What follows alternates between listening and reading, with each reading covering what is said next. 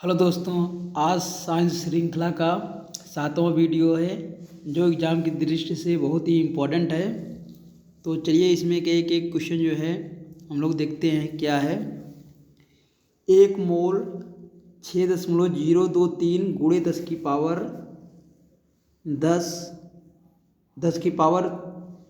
के बराबर होता है। यहाँ गुणे रहेगा और 10 की पावर ये 23 के बराबर है।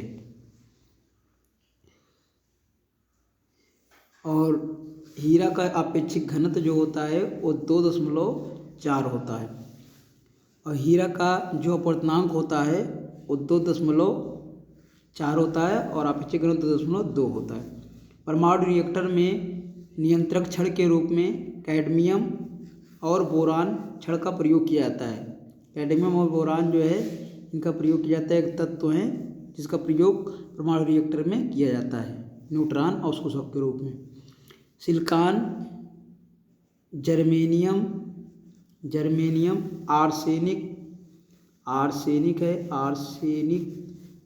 और एंटीमनी ये अर्धचालक हैं, जिन्हें अर्धचालक या सेमीकंडक्टर या मेटलोइड के नाम से भी जाना जाता है या सब मेटल के नाम से जाना जाता है। अर्धचालक वे होते हैं जिनमें कुचालक और सुचालक दोनों प्रकार का जो है गुण पाया जाता है, उन्हें अर्धचालक के नाम से जानते हैं। तापमान बढ़ने पर अर्धचालक की चालकता बढ़ती है। तापमान जब बढ़ता है तो अर्धचालक की चालकता जो होती है बढ़ती है और प्रतिरोधकता जो होती है यानी रुकावट जो होती है विद्युत धारा में वो घटती है। धातु को गर्म करने पर उसकी चालकता घटती है। तो अर्धचालक के विपरीत जो होती है, धातु को गर्म करने पर उसकी चालकता जो होती है घटती है और प्रतिरोधकता जो होती है इसकी बढ़ती है। अतिचालक पदार्थ की जो प्रतिरोधकता होती है वो 0 होती है, 0 होती है और अतिचालक पदार्थ की प्रतिरोधकता 0 होती है और चालकता जो होती है अनंत होती है, मतलब इसमें चालकता बहुत ज़्यादा होती है। और सोडा वाटर जो होता है वो गैस और द्रव का विलयन होता है, विलयन है। और सल्फ्यूरिक अम्ल को अम्लों का राजा कहा जाता है, H2SO4 होता है ये। एक्वारेजिया को अम्लराज के नाम से जाना जाता है।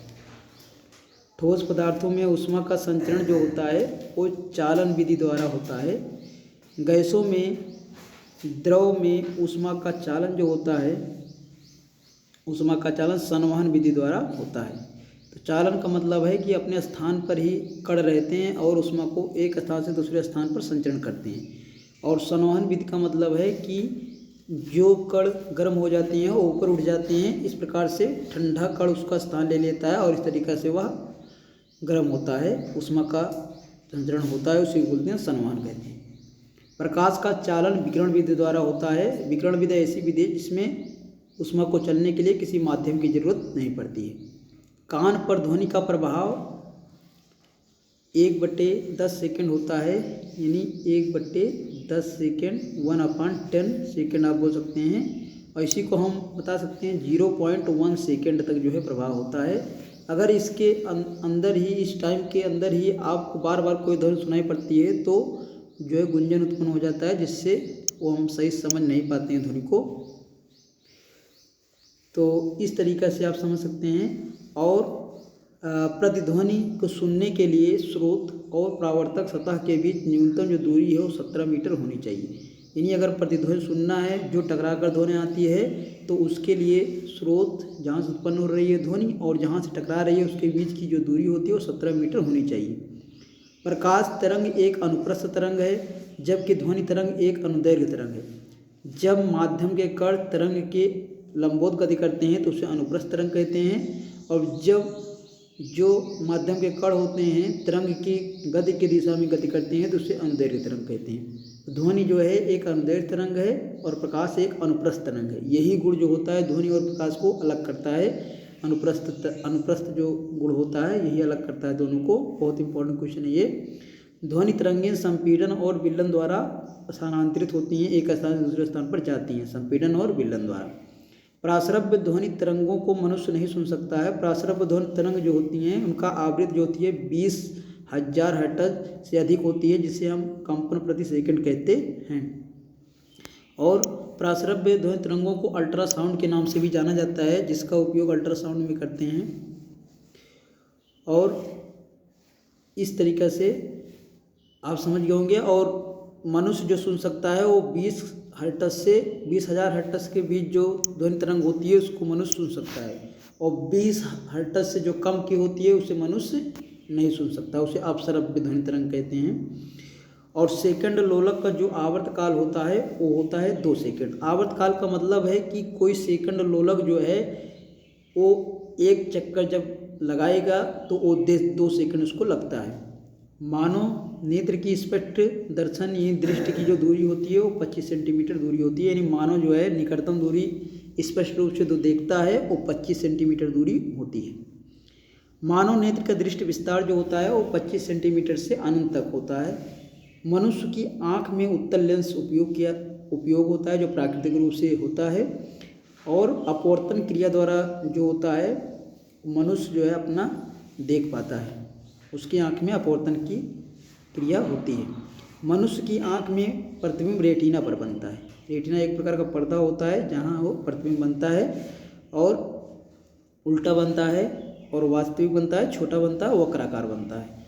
मनुष्य की आँख में दान दिया जाने वाला जो भाग होता है उसे कार्निया कहा जाता है, या आँख का सबसे बाहरी भाग होता है। और दवा वाले कैप्सूल का जो आवरण होता है वो स्टार्च का बना होता है। स्टार्च है, यहाँ चा है, स्टार्च का बना होता है, और स्टार्च को सेल्यूलोज के नाम से जाना जाता है जो जल्दी पच जाता है जो है। अंडे का आवरण जो होता है कैल्शियम कार्बोनेट का बना होता है, CaCO3 कह सकते हैं। और मानव मस्तिष्क जो होता है और सिर का अध्ययन से संबंधित जो शाखा होती है विज्ञान की उसको फ्रेनोलॉजी नाम से जाना जाता है। डिहाइड्रेशन जिसे निर्जलीकरण कहते हैं, जब जल की कमी हो जाती है तो इसमें सोडियम क्लोराइड यानी NaCl की कमी हो जाती है, यानी नमक की कमी हो जाती है। जब शरीर में पानी की कमी होती है तो वस्तु का भार जो होता है निर्वात में अधिकतम होता है। जहाँ वायु नहीं है वहाँ वस्तु का भार अधिकतम माना जाता है। रियान नहीं है, रेयान है।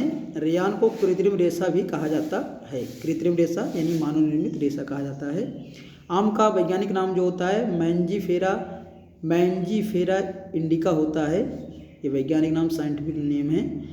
रेफ्रिजरेटर का आविष्कार जेम्स हैरिसन ने किया था। जेम्स हैरिसन ने रेफ्रिजरेटर का आविष्कार किया था। रेफ्रिजरेटर को ठंडा बनाए रखने के लिए उसमें अमोनिया गैस का उपयोग किया जाता है, NaS3 का उपयोग किया जाता है। और रेफ्रिजरेटर से जो निष्कासित गैस है वो क्लोरोफ्लोरोकार्बन्स है। क्लोरोफ्लोरोकार्बन्स जो है, और क्लोरोफ्लोरोकार्बन जो होती है वो ओजोन परत को नष्ट कर देती है। ओजोन का सूत्र है O3। ये ऑक्सीजन का दौड़ होता है, इसमें 2 परमाणु होता है, इसमें 1 परमाणु और जुड़ जाता है तो ये ओजोन बन जाता है। ऑक्सीजन से भारी होता है और समताप मंडल में पाई जाती है। क्लोरोफ्लोरोकार्बन क्लोरीन गैस इसमें होती है जो ओजोन को नष्ट करती है। ओजोन गैस को पृथ्वी का सुरक्षा कवच कहा जाता है क्योंकि यह पराबैंगनी किरणों से सुरक्षा करती है। ओजोन गैस वायुमंडल के स्ट्रेटोस्फीयर में पाया जाता है जिसे समताप मंडल के नाम से जाना जाता है। रेफ्रिजरेटर में एक समान तापमान बनाए रखने के लिए थर्मोस्टेट का प्रयोग किया जाता है। दोस्तों आपको वीडियो अच्छा लगा होगा। अगले वीडियो में आपसे फिर